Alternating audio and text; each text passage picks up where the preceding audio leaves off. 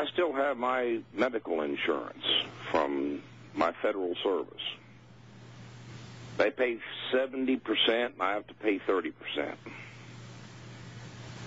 And that's just me. This is not a family. It's gone up 10% a year for about the last 8 or 9 years. That's doubling the price of what I pay. They don't put that in, whenever they figure my cost of living raises on my retirement. That's not entered into it.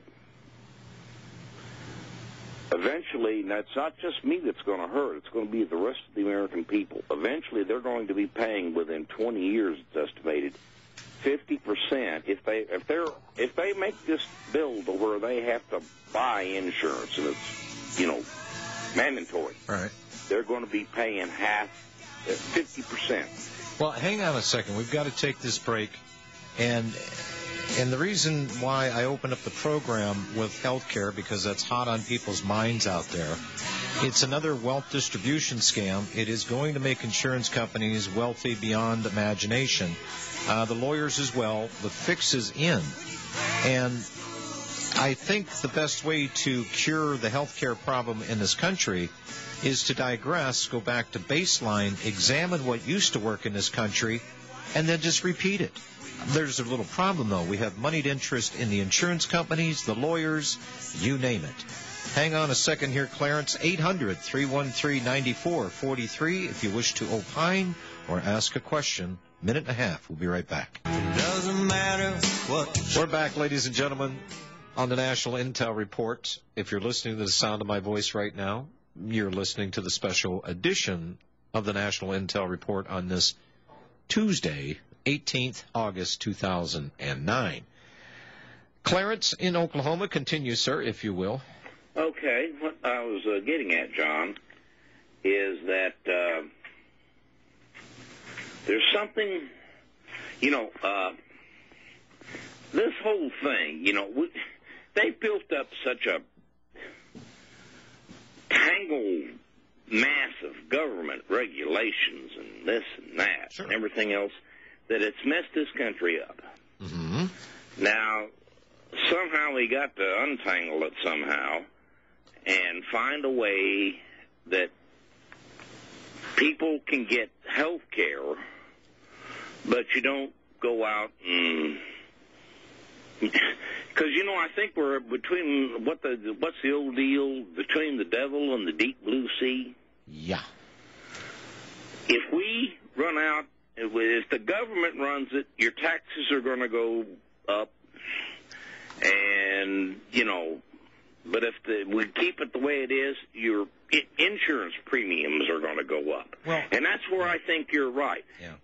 We're facing a industrial complex here, just like the military one. As I said at the outset of the program, and I was serious about this, this is the classic Clarence Hegelian dialectic. Mm-hmm. They create the problem. Now, heretofore, we had direct pay. Yeah. Now, people are old enough in this country to remember what direct pay was. I remember when I was young, you just paid the doctor. And plus, the average working-class person that had a middle-class job could pay. Yeah, and here's my point. My point is that when you went to the hospital or you even went to the emergency room, they didn't ask you for your Blue Cross Blue Shield card or what's your, coverage, whatever. They asked you your name and your address. And then you got taken care of. If it was an emergency situation in triage, whatever, they took care of you, or if it required a hospital stay and surgery or whatever else. If you could not pay the bill, you were sent to the billing department. And at that point in time, you made arrangements to pay the hospital directly. That held the costs down. This is what happened to me. I had a motorcycle accident 3 years ago.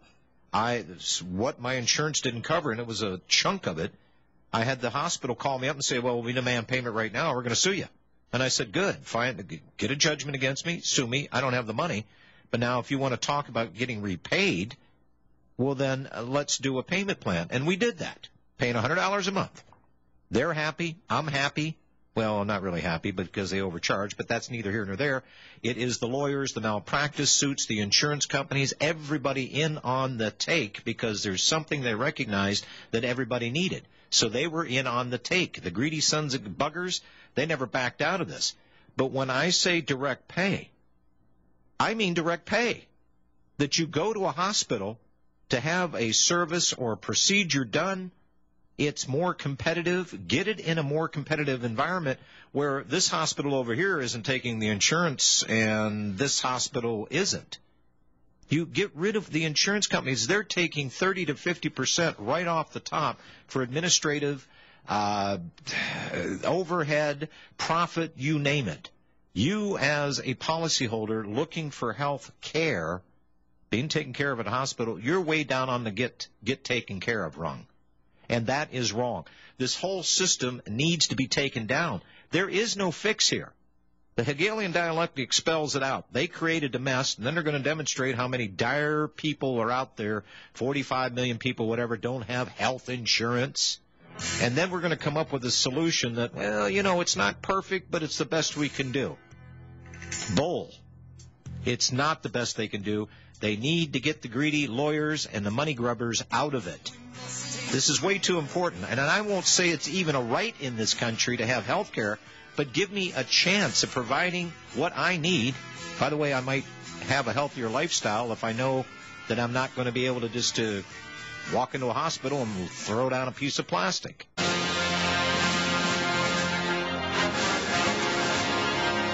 Get ready for Real Talk Radio.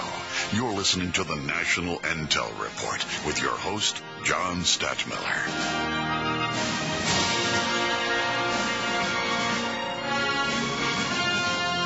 By the way, I wanted to ask my friend in Oklahoma, you tuning into 107.1? Hopefully we're going to be played up there very, very soon. Just up there. And nice little city. They need a little work on their low-power FM, but we'll help them with that. Americans, and thank you for this, Carol, Jack McLamb's assistant over there.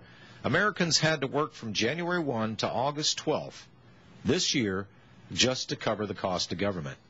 By Adam Brickley. And folks, I'm here to tell you, they ain't done with you yet.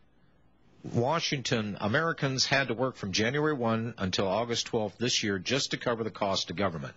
That is 26 days more than they had to work last year to cover the cost of good old Uncle Sammy, Bammy, thank you, Mammy. Cost of Government Day this year fell on Wednesday, August 12th, according to Americans for Tax Reform, the conservative group that calculates when the days occur. Cost of Government Day is the day in the year when the American people have earned enough income to pay the total cost of spending and regulatory burden imposed by government at the federal, state, and local level. August 12th date is 26 days later than the Cost of Government Day, when that came last year, when it fell on July 16th. In fact, this is the first time the day has fallen in August. Until this year, July 20th was the latest date marking the Cost of Government Day. That happened in 1982. The day takes into account all taxes paid to all levels of government, as well as the cost of complying with all federal, state, and local government regulations. The ATR calculates that in 2009, the cost of government will consume 61.34% of national income. These costs are detailed in a 45-page report authored by Monica Seliska, a fellow at ATR's Center for Fiscal Accountability. Of the 224 days it required Americans to pay for the cost of government in 2009, 111 went to the federal spending, 49 to the state and local spending, and another 65 to pay for regulations imposed by all levels of government. There's more to the story, but I think you got the idea. Oh, by the way, one other thing. The recent federal spending spree paints a bleak picture for taxpayers. It started with the passage of the financial market bailout and continued with the stimulus package, the $410 billion earmarked stuffed omnibus, the $3.55 trillion budget, and more bailouts leading to current threats of national energy tax and a government takeover of health care. Bob and Robbie, I wanted to ask you about this because you saw the politicians here, the Democrats, even the White House. It was the snitch line for the emails going into the White House where they just wanted to correct people on the misnomers and all the misconceptions about the National Health Care Plan. or the Obamacare plan. They had to pull that down, obviously, because it's the fix was in. But when you look at this, I mean, this national health care, the politicians are out there stumping for it, and this thing blew up in their face. And immediately, and this started to happen later, but immediately, it was organizations, it was right-wing extremists coming in to muck up the works on this thing and to confuse the issue and this. No. When they were holding these town hall meetings initially, this was a knee-jerk reaction from the public. They were angry. I was hearing such words as, this ain't constitutional, or you people are a bunch of stinking socialists. This was the general public out there with probably not a whole lot of information based on their opinion, but at least they got the flavor of it, and they're starting to push back.